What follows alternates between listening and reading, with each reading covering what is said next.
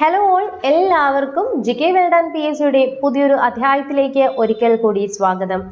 കഴിഞ്ഞ ക്ലാസ്സിൽ time table 2 start ചെയ്തിട്ടുണ്ടായിരുന്നു. ഇനി നമ്മൾ നവസാമ്പത്തിക പരിഷ്കാരങ്ങൾ കഴിഞ്ഞു. പുതുതായിട്ട് ധനകാര്യ സ്ഥാപനങ്ങൾ എന്ന് പറയുന്ന ഏരിയാസ് ആണ് പഠിക്കുന്നത്. ഇതിൽ പ്രധാനമായിട്ട് നമുക്ക് പഠിക്കാനുള്ളത് ബാങ്കുകളുമായിട്ട് ബന്ധപ്പെട്ട പ്രവർത്തനങ്ങളും അതേപോലെ തന്നെ നമ്മൾക്ക് ധനകാര്യ സ്ഥാപനങ്ങൾ അല്ലാതെ വരുന്ന നമ്മളുടെ ഫിനാൻസും അങ്ങനത്തെ കുറച്ച് കാര്യങ്ങളാണ് ഇതിനകത്ത് PSC ഉദ്ദേശിച്ചിരിക്കുന്നത്. അപ്പോൾ ഇതായിരിക്കും നമ്മൾ പഠിക്കാൻ പോകുന്നത്.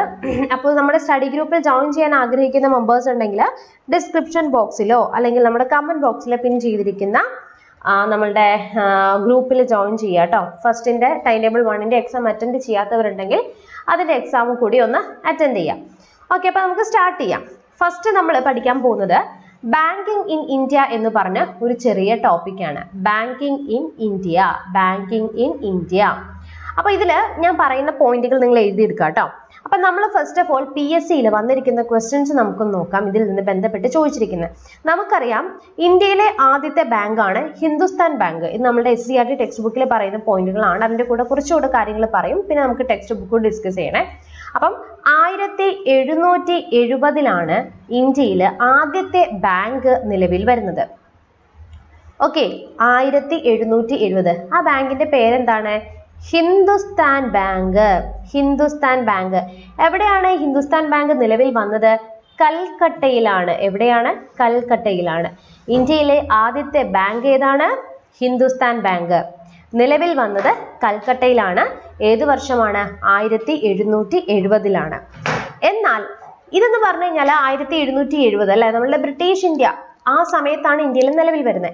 എന്നാൽ മൊത്തം ഇന്ത്യയുടെ ക്യാപിറ്റൽ മാത്രം, ഇന്ത്യയുടെ മൂലധനം മാത്രം ഉപയോഗിച്ചുകൊണ്ട് നിലവിൽ വന്ന ഇന്ത്യക്കാർ ബിൽഡ് ചെയ്ത ഇന്ത്യയുടെ സ്വന്തം ബാങ്കാണ് ഏതാണ്? Punjab national bank. Punjab national bank.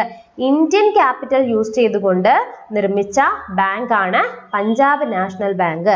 ആ പഞ്ചാബ് നാഷണൽ ബാങ്ക് സ്ഥാപിച്ചത് ആരാണ്? ലാലാ ലജ്പത് റായി. ആരാണ്? ലാലാ ലജ്പത് റായി. അപ്പൊ ലാലാ ലജ്പത് റായി ആണ് ഇന്ത്യൻ ക്യാപിറ്റൽ യൂസ് ചെയ്തുകൊണ്ട് പഞ്ചാബ് നാഷണൽ ബാങ്ക് ബിൽഡ് ചെയ്തത്. ഓക്കെ ആണല്ലോ. ഇനി PSCയിൽ ചോദിക്കും, ഇന്ത്യയിലെ ആദ്യത്തെ ഇൻഷുറൻസ് കമ്പനി, എപ്പോഴും വർഷം ചോദിക്കാറുള്ളതാണ്, 1818 നിലവിൽ വന്നത്. ഏതാണ്? ഓറിയന്റൽ ലൈഫ് ഇൻഷുറൻസ് കമ്പനിയാണ്. ഏതാണ്? Oriental life insurance company. Oriental life insurance കമ്പനിയാണ്. ഓറിയന്റൽ ലൈഫ് ഇൻഷുറൻസ് കമ്പനിയാണ് ഇന്ത്യയിലെ ആദ്യത്തെ ഇൻഷുറൻസ് കമ്പനി. ഓക്കെ ആണല്ലോ. ഇനി നമുക്ക് പറയാം, ഇപ്പോഴും കണ്ടിന്യൂ ചെയ്യുന്ന ഏറ്റവും പഴയ ഇൻഷുറൻസ് കമ്പനിയാണ് നാഷണൽ ഇൻഷുറൻസ് കമ്പനി കേട്ടോ. പിന്നെ PSCയിൽ നിരന്തരമായിട്ട് ചോദിക്കുന്ന ഒരു ചോദ്യമാണ് LIC നിലവിൽ വന്ന വർഷം. LIC ലൈഫ് ഇൻഷുറൻസ് കോർപ്പറേഷൻ നിലവിൽ വന്നത് 1956. എവിടെയാണ്? മുംബൈയിലാണ്. എവിടെയാണ്? മുംബൈയിലാണ്. 1956 മുംബൈയിലാണ് ലൈഫ് ഇൻഷുറൻസ് കോർപ്പറേഷൻ നിലവിൽ വന്നത്. ഓക്കെ ആണല്ലോ. ഇനി നമുക്കറിയാം, ഇന്ത്യയിൽ ആദ്യമായിട്ട് ATM ഇൻട്രൊഡ്യൂസ് ചെയ്ത ബാങ്ക് ഏതാ? HSBC. First ATM. അപ്പൊ ഇന്ത്യയിൽ ആദ്യമായിട്ട് ഫസ്റ്റ് ATM ഇൻട്രൊഡ്യൂസ് ചെയ്ത ബാങ്ക് ഏതാണ്? HSBC. എന്നാൽ ലോകത്തിൽ ആദ്യമായിട്ട് ATM ഇൻട്രൊഡ്യൂസ് ചെയ്താണ് ബാർക്ലേസ്. ഏതാണ്? ബാർക്ലേസ്. അതെവിടെയാ? ലണ്ടനിലാണ്. ലണ്ടൻ കേട്ടോ. അതെവിടെയാണ്? ലണ്ടനിലാണ്. ഓക്കെ ആണല്ലോ.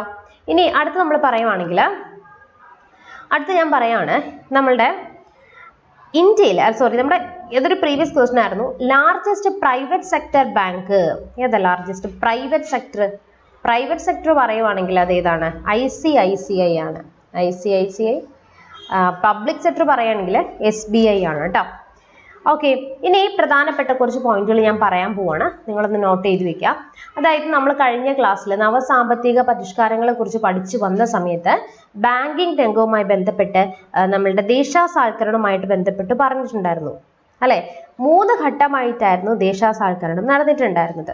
അപ്പം നമ്മൾ പറയുവാണെങ്കിൽ ആദ്യത്തെ ദേശസാൽക്കരണം നടന്നത് 1969. അന്ന് എത്ര ബാങ്കുകളാണ് നാഷണലൈസേഷൻ ചെയ്തത്? 14 ബാങ്കുകൾ നാഷണലൈസ് ചെയ്തു. ഓക്കെ, ഇനി അതിനുശേഷം 1980 എത്ര ബാങ്കുകളാണ്? 6 ബാങ്കുകളാണ് നാഷണലൈസ് ചെയ്തത്, ദേശസാൽക്കരിച്ചിരിക്കുന്നത്. ആദ്യത്തെ ഘട്ടം നമ്മൾ 3 ഘട്ടത്തിൽ പറയാണ്. അപ്പൊ ദേശസാൽക്കരണം നാഷണലൈസ് ചെയ്തിരിക്കുന്നത് 14 ബാങ്ക്സ്. ദെൻ നെക്സ്റ്റ് എത്രയാണ്? 6 ബാങ്ക്. ഓക്കെ ആണല്ലോ. ദെൻ ഇപ്പം അതായത് 2020 ശേഷം, ഇവിടെ നിങ്ങൾ ശ്രദ്ധിച്ചേ, ഞാൻ പറയാൻ പോകുന്ന കാര്യം, 2020 ശേഷം നമുക്ക് ഒരുപാട് ബാങ്ക് മെർജിങ് നടന്നിട്ടുണ്ട്. അപ്പൊ ടോട്ടൽ ഇപ്പോൾ നിലവിൽ 12 നാഷണലൈസ്ഡ് ബാങ്കുകളാണ് 2022 പ്രകാരം, 2020 ശേഷം കേട്ടോ, ജൂലൈ 2020 ശേഷം 12 നാഷണലൈസ്ഡ് ബാങ്കാണ് ഇന്ത്യയിലുള്ളത്. ജസ്റ്റ് ഞാനൊന്ന് പറയാം ഏതൊക്കെയാണുള്ളത്. State bank of India, Punjab national bank, Punjab national ബാങ്കിൽ ഓറിയന്റൽ ബാങ്കും, ശ്രദ്ധിച്ചേ ഏതൊക്കെയാണ്? ഓറിയന്റൽ ബാങ്ക് ഓഫ് കൊമേഴ്സും യുണൈറ്റഡ് ബാങ്ക് ഓഫ് ഇന്ത്യയും കൂടെ കൂടിയിട്ട് ലയിപ്പിച്ചു. United bank of India, Punjab national ബാങ്കിൽ ഏതെല്ലാം ബാങ്കുകളാണ്? 2 ബാങ്കുകളാണ് ലയിപ്പിച്ചിരിക്കുന്നത്. ഒന്ന് ഓറിയന്റൽ ബാങ്ക് ഓഫ് കൊമേഴ്സും യുണൈറ്റഡ് ബാങ്ക് ഓഫ് ഇന്ത്യയും. പിന്നെ അടുത്തത് bank of Baroda, bank of Baroda. പിന്നെ അടുത്തത് കാനറ ബാങ്ക്. അപ്പൊ കാനറ ബാങ്കില് നമുക്കറിയാം സിൻഡിക്കേറ്റ് ബാങ്ക് മെർജ് ചെയ്തു, സിൻഡിക്കേറ്റ് ബാങ്ക്. അപ്പൊ സിൻഡിക്കേറ്റ് ബാങ്ക് ലയിപ്പിച്ചത് ഏത് ബാങ്കിലാണ്? കാനറ ബാങ്കിലാണ് സിൻഡിക്കേറ്റ് ബാങ്ക് ലയിപ്പിച്ചത്.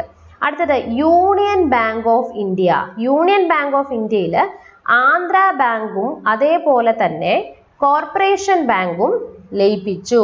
കോർപ്പറേഷൻ ബാങ്കും ആന്ധ്ര ബാങ്കുമാണ് യൂണിയൻ ബാങ്ക് ഓഫ് ഇന്ത്യയിൽ ലയിപ്പിച്ചത്. അടുത്ത നമുക്കറിയാം ബാങ്ക് ഓഫ് ഇന്ത്യ. അടുത്തത് ഇന്ത്യൻ ബാങ്ക്. ഇന്ത്യൻ ബാങ്കിൽ അലഹാബാദ് ആണ് ലയിപ്പിച്ചിരിക്കുന്നത്.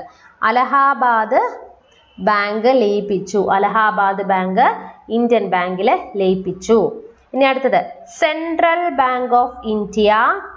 അടുത്തത് Indian overseas bank, UCO bank, bank of Maharashtra, Punjab Sindh bank, Punjab and Sindh bank. അപ്പൊ ഇത്രയും ബാങ്കുകളാണ് ഇപ്പോൾ നിലവിലുള്ളത്. അപ്പൊ ഒന്നുകൂടെ ആവർത്തിക്കാം.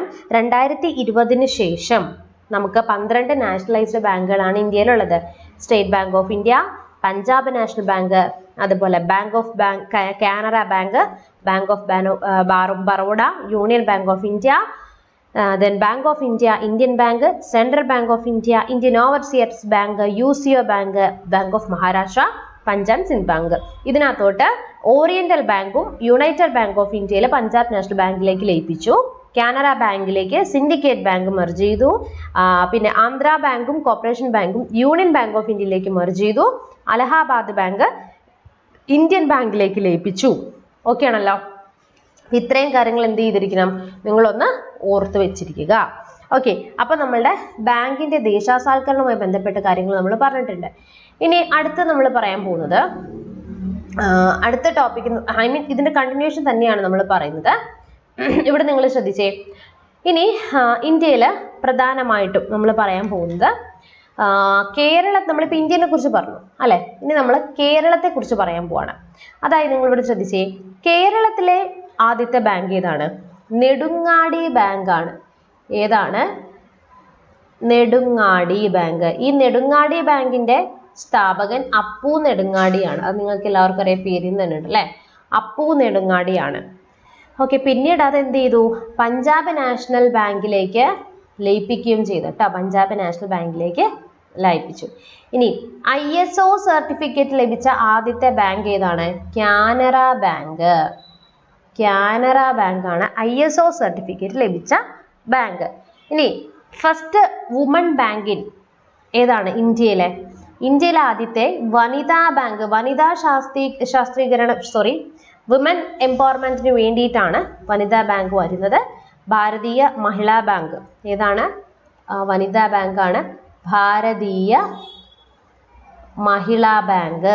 ഭാരതീയ മഹിളാ ബാങ്ക്. യെസ്, എവിടെ ആസ്ഥാനം?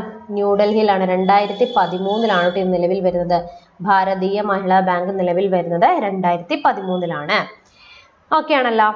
ശരി, ഇനി അടുത്തത് നമ്മൾ പറയാൻ പോകുന്നത് RBIനെ കുറിച്ചിട്ടാണ്. RBIനെ കുറിച്ച് പറയുമ്പോൾ നമുക്കറിയാം ഇന്ത്യയുടെ കേന്ദ്ര ബാങ്ക് ഏതാണ്? RBI ആണ് അല്ലെ, reserve bank of India. Central bank, ഇന്ത്യയുടെ ഇതിനറിയപ്പെടുന്ന മറ്റു പേരുകളാണ് എന്താണ്? Central bank, central bank.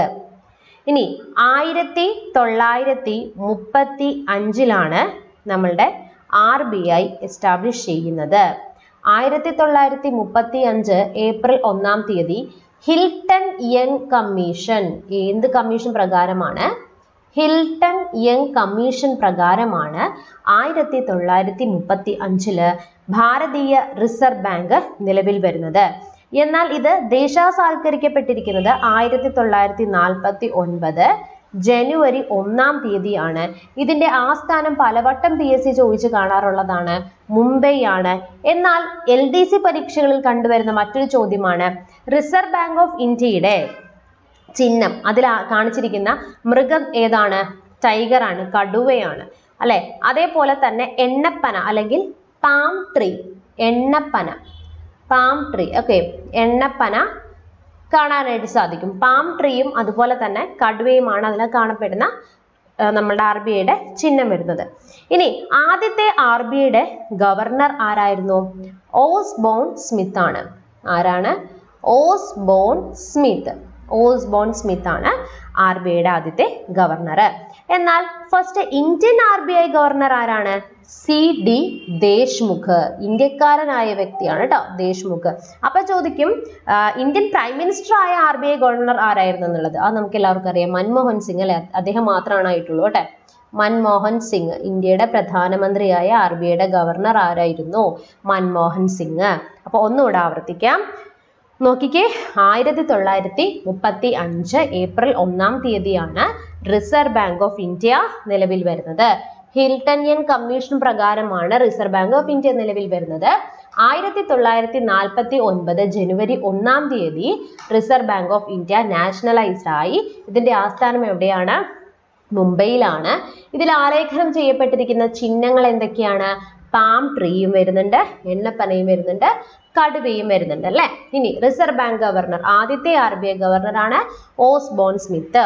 Osborne Smith. എന്നാൽ ഇന്ത്യക്കാരനായ ആദ്യത്തെ ഗവർണർ, RBIയുടെ ഗവർണർ ആരാണ്? ശ്രദ്ധിക്കണം, CD ദേശ്മുഖ്. ഇന്ത്യയുടെ പ്രധാനമന്ത്രിയായ RBI ഗവർണർ ആരാണ്? അത് മൻമോഹൻ സിംഗ് ആണ്. ഓക്കെ ആണല്ലോ. അപ്പം നമ്മൾ പറഞ്ഞു, ഇത്രയും കാര്യങ്ങളാണ് പറഞ്ഞിട്ടുള്ളത്.